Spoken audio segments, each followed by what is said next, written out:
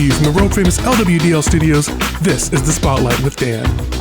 Hi everyone, I'm Dan and welcome to the show. I'm here by myself today for the second in a series of solo episodes we're calling The Spotlight. Don't worry, Lewis will be back for our normal weekly episodes of Life with Dan and Lewis. For today's episode of The Spotlight with Dan, I'll be talking about financial literacy. Let's talk terminology.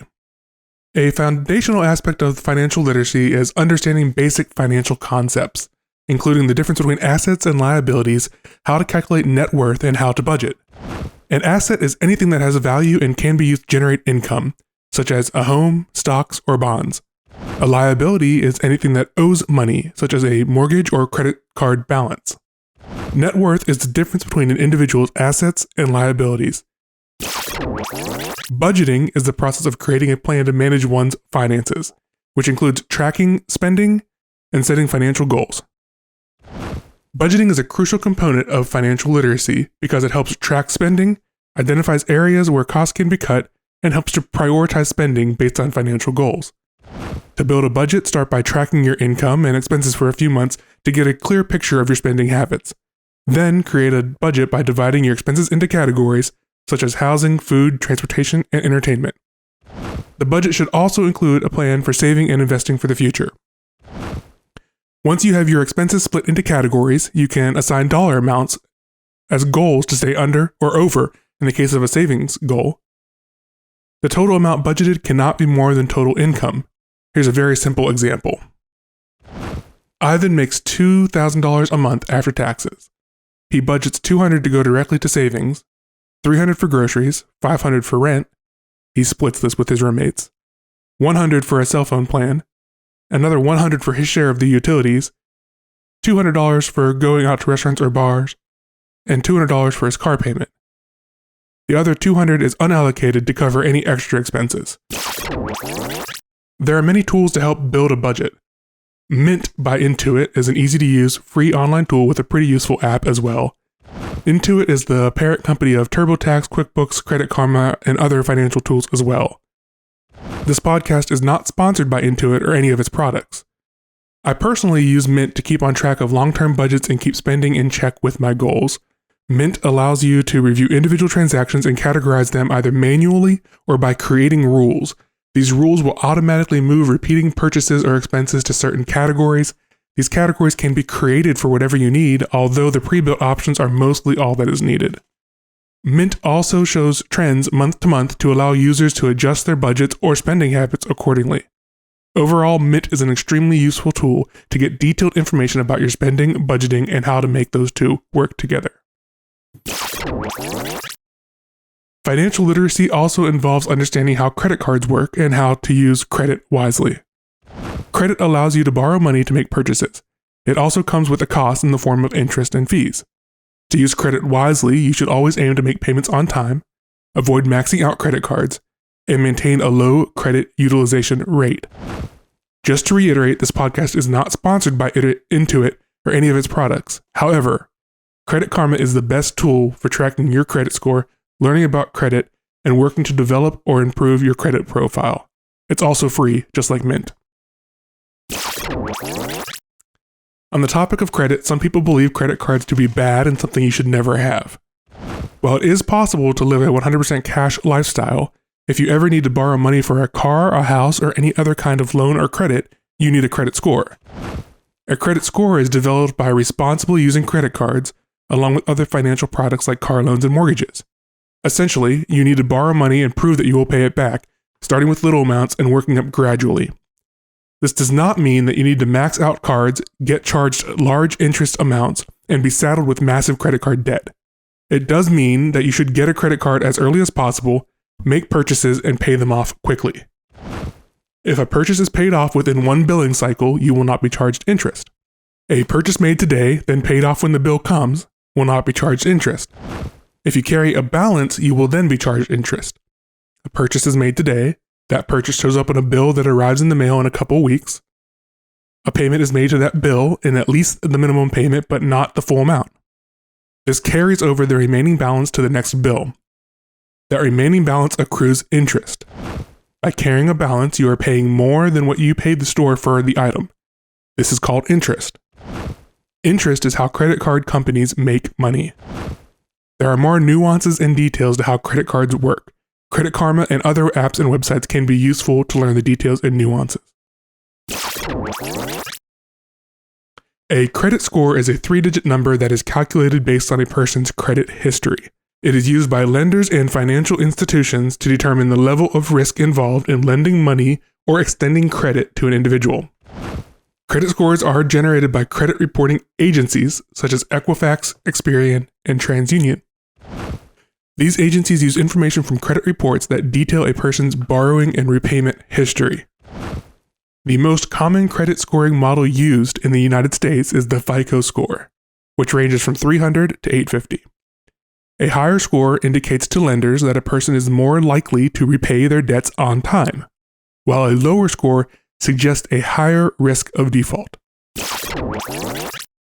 Credit scores take into account various factors. The exact formula used to calculate a credit score is proprietary and varies depending on the credit reporting agency and the scoring model used. However, the rough guidelines are as follows. Payment history is the most important factor in determining a credit score, and it accounts for about 35% of the total score. Payment history is based on whether you paid your bills on time, how many bills you've paid late, how long your accounts have been delinquent, and whether you've had any accounts sent to collections or charged off. Credit utilization is the amount of credit you're using compared to the total amount of credit available to you. Credit utilization accounts for about 30% of the total score. Keeping your credit utilization low, ideally below 30%, can help to boost your credit score. For example, a credit card with a credit limit of $1,000 should never be used to charge more than $300. The length of time you've had credit accounts for about 15% of the total score. Generally, a longer credit history is better because it shows you have a track record of responsible credit use. Credit mix refers to the variety of credit accounts you have, such as credit cards, car loans, and mortgages. This accounts for about 10% of the total score. Having a mix of credit accounts can be a positive factor, as it shows that you can manage different types of credit responsibly. Opening too many new credit accounts in a short period of time can be a negative factor, as it can suggest that you're a high-risk borrower who is seeking credit that you may not be able to repay. New credit accounts for about 10% of your total score. As I said previously, the most commonly used credit score in the United States is the FICO score, which ranges from 300 to 850. A FICO score of 670 or higher is generally considered good, while a score of 800 or higher is considered excellent. On the other hand, a score below 580 is considered poor and may make it difficult to qualify for credit or loans. Other credit scoring models such as VantageScore may use a different range. VantageScore ranges from 300 to 850 as well, but a score of 661 or higher is considered good, and a score of 781 or higher is considered excellent. It's important to note that while credit scores are a major factor in determining credit worthiness, lenders may also consider other factors, such as income and employment history, when making lending decisions. Financial literacy includes understanding different types of investments, such as stocks, bonds, and mutual funds, and how to create a diversified investment portfolio. Investing is an important component of financial literacy because it can help grow wealth over time and prepares you for the future. When investing, it is important to understand the risks and rewards associated with each type of investment, as well as all the fees and expenses associated with investing. A diversified investment portfolio can help reduce risk and increase the likelihood of long-term success. There are many investment agencies available for a variety of scenarios with a variety of fees. When starting out, it's important to look for a low-fee, auto-managed investment account. This area can be quite complicated as there are options for any situations. I encourage you to do research, ask questions, and find the right product for you. Retirement planning is a key area of financial literacy. This includes understanding the importance of saving for retirement, the different types of retirement accounts available, and how to plan for a secure financial future. Retirement planning should start as early as possible, and individuals should aim to save a percentage of income each month in a retirement account. There are several types of retirement accounts available, including traditional and Roth IRAs and 401ks. Each has its own benefits and drawback. It's important for individuals to understand the rules and regulations associated with each type of account, as well as the investment options available within each. Often, retirement accounts can be set up as the same agency as an investment account. It is also possible that the only investment account you have is your retirement account.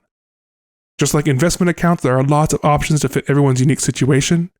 A Roth IRA is a great place to start researching and planning for. That's a lot of dense information. If there's something you'd like to hear more about or something I missed, please feel free to shoot me an email at lifewithdanandlewis@gmail.com. That's lifewithdanandlewis@gmail.com.